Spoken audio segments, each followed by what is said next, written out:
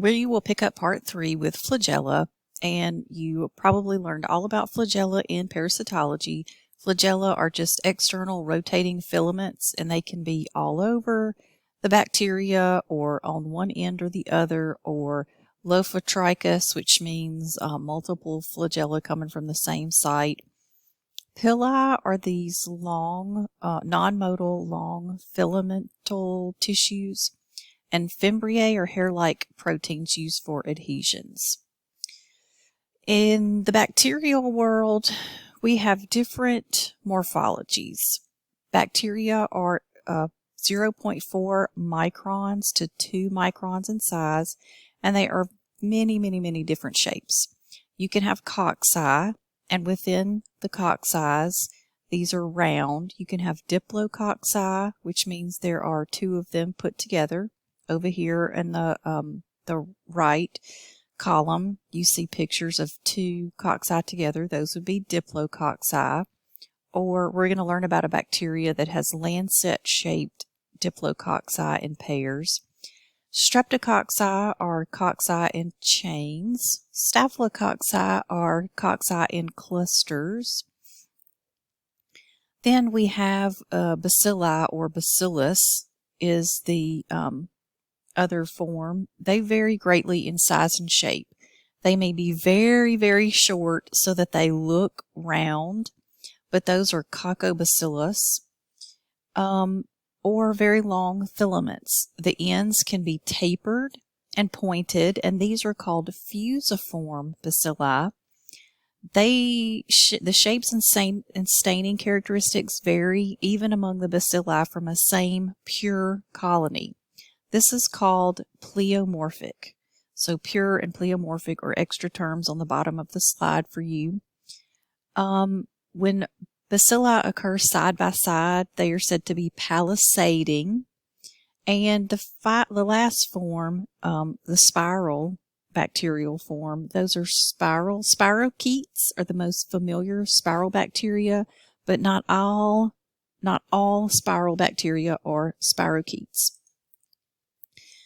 We do quite a few stains in the microbiology lab. The most common one is the Gram stain. That is used to microscopically examine bacteria. The cell wall structure determines the Gram stain characteristics. The exception is organisms that exist exclusively within host cells, such as chlamydia, or those that lack a cell wall like mycoplasma.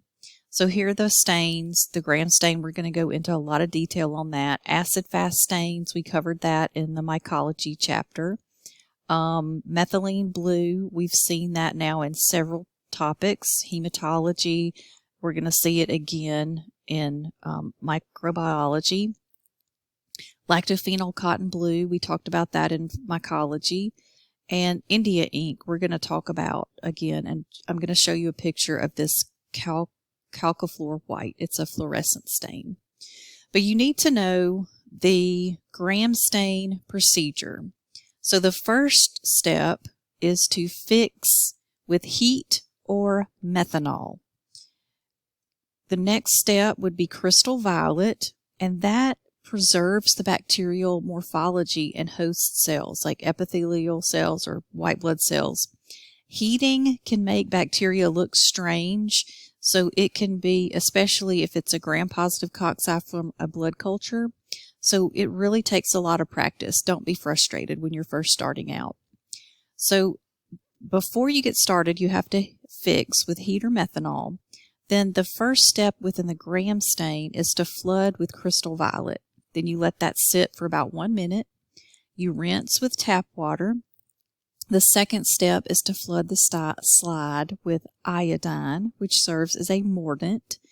And this mordant binds to the crystal violet and keeps it from washing out of the gram-positive bacteria. Then you rinse with tap water. You decolorize with alcohol or alcohol acetone. And this is just a really quick on for 10 seconds and rinse immediately because it's very easy to over-decolorize. The next step is to flood with safranin, the counter stain. The stain is red, and you let it sit for 1 minute. Then rinse with tap water.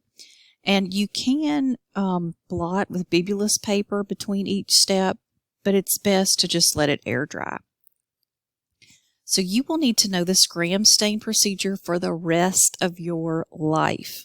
You're going to use this a lot. So crystal violet is the first stain used in the gram stain sequence. So this is what it would look like. We fix our bacteria, and it is colorless at this point. We add crystal violet, which is a purple. Then we rinse that off, and we add iodine, the mordant that's added after the primary stain. Then we rinse that off. Then we add the saffronin. Decolorizer. Then you add the saffronin that is pink and counterstained. So any gram-positive bacteria, that iodine bound with the crystal violet, and that holds the crystal violet inside the cell wall. But if it's gram-negative, the decolorizer will wash that out. So again, the gram-negative bacteria is colorless and can take on the saffronin stain. So this is very, very, very important. The acid-fast stain we talked about in mycology. This is to stain bacteria with a high lipid and wax content. The primary stain in the acid-fast stain is carbofuscin, which is red or hot pink. The cell wall is treated either with heat for the Ziehl-Neelsen method or a detergent for the Kenyon method. So the Ziehl-Neelsen is considered the hot stain and the Kenyon is the cold. Acidified alcohol is used for the decolorizer, and methylene blue or malachite green, but mostly methylene blue, is used for the counterstain. And you have, if you have bacteria, I thought I had a picture. I'm so sorry. If you have acid-fast bacteria, they will appear red against a blue background. Okay. So here is a picture showing an example of what fungi stained with chalcophyr white would look like. It would require ultraviolet light. I've never used this in practice. This is a gram stain of lactobacillus. It is a gram-positive bacilli. And if you can see that there are some pinkish looking rods in the back, it can be difficult to stain, but you'll learn to look at these and go, okay, I know these are gram-negative rods. They're end to end. There's a lot of them, and so these are just not holding the stain. So I put a culture picture next to the gram stain. So this is what you'll see growing on your agar plates in the lab. And you would take one of your sterile loops and put it on a gram stain in some saline or broth. Let it dry, do the gram stain procedure, and this is what you would see. Next, we have small gram-negative rods. So look at this. This is a gram-positive rod. This is a gram-negative rod. And look at how tiny they are compared to the other. And look, tiny colonies, long rods, big colonies, and tiny rods. So they don't always go together, but you will learn that this is a picture of what E. coli looks like growing on a MacConkey plate. This is E. coli growing on a blood agar plate. They have gray colonies. And this is what the gram stain would look like. Small gram-negative rods. Here's the acid-fast stain. So here's what our Mycobacterium tuberculosis looks like growing in the lab on the Lowenstein-Jensen, remember, with the malachite green that gives it its color. It's going to have these buff colonies. And how long does it take to grow? Weeks.